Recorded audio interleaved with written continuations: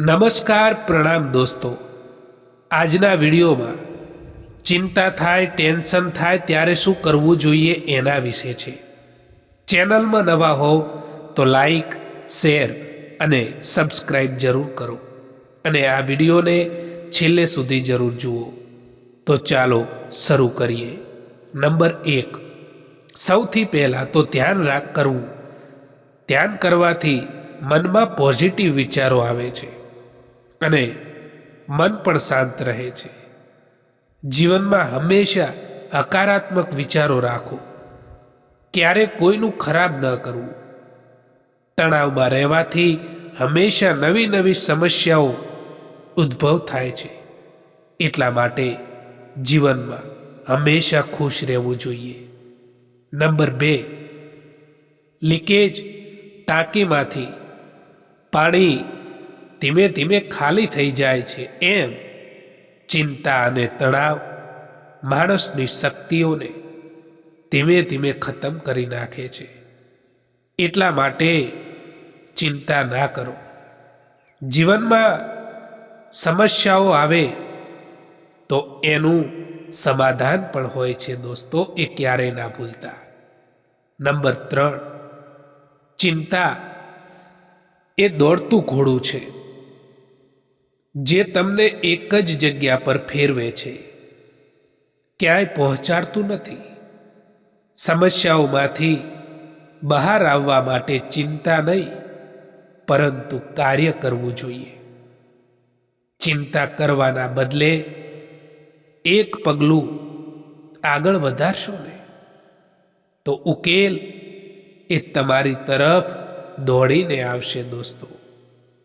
Number 4, ચિંતા ત્યારે જ વધે છે જ્યારે આપણે ભવિષ્યને નિયંત્રણ કરવાની કોશિશ કરીએ છીએ।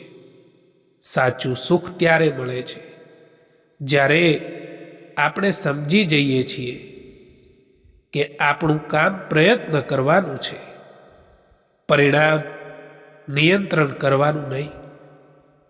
આ સમજણ જીવનમાંથી ચિંતાને ઓગાળી દે છે।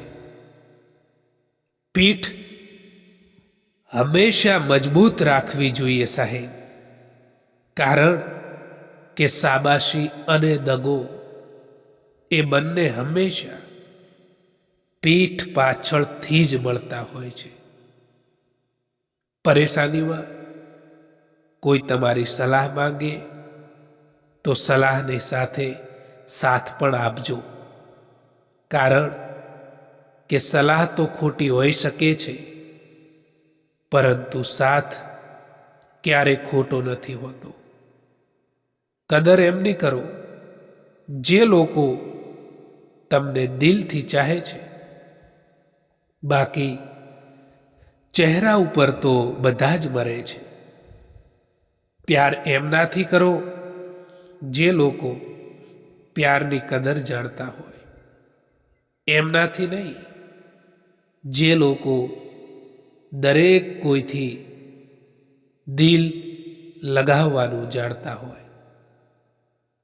તમારી નૈતિકતા એટલી મજબૂત હોવી જોઈએ કે કોઈ પણ તમને હલાવી ના શકે, કારણ કે જ્યાં મૂલ્યો હોય ત્યાં ભય નથી રહેતો અને જ્યાં ભય નથી હોતો ત્યાં પોતાની સાચી શક્તિ માણસ લઈ શકતો હોય છે, એ યાદ રાખજો। સાચા સંબંધોની ઓળખ, સાચા લોકોની ઓળખ ત્યારે થાય છે જ્યારે મુશ્કેલીઓ આવે। માત્ર સુખમાં દરેક મિત્ર હોઈ શકે છે, પરંતુ જ્યારે જીવનની ઢળતી રેતી ઉપર પગ મૂકવામાં આવે ને ત્યારે જ સાચા લોકોની છાયા મળતી હોય છે। જિંદગીની સફરમાં એટલું તો જરૂર શીખ્યું છે કે અહીં સહારો આપવાવાળું કોઈક જ છે, બાકી ધક્કો આપવા માટે બધા જ તૈયાર બેઠા છે. એટલા કમજોર ના બનો કે કોઈ તમને તોડી શકે, પરંતુ એટલા મજબૂત બનો કે તમને તોડવાવાળા જ તૂટી જાય. કોઈ તમારી ખબર ના લે તો ચિંતા ના કરશો, કારણ કે આ દુનિયામાં ખબર લેનારા ઓછા અને ખબર ફેલાવવાવાળા લોકો ઘણા હોય છે. જે રસ્તા પર તમે એકલા રહી જાઓ છો તો સમજી લેવું કે તમે સાચા રસ્તે ચાલી રહ્યા છો. સંબંધ એ દોરી જેવો છે, દર વખત ખેંચશો તો એ તૂટી જશે. ક્યારેક એને ઢીલો મૂકવાનું પણ શીખો. જ્યાં તમારું જ સ્થાન નથી ત્યાં બહેતર છે કે એ જગ્યાને છોડીને ત્યાંથી આગળ વધી જાઓ. હાલ પૂછવાથી ક્યાં હાલ ઠીક થઈ જાય છે, પરંતુ મનને શાંતિ મળે છે કે આ ભીડ ભરી દુનિયામાં કોઈક આપણું પોતાનું પણ છે.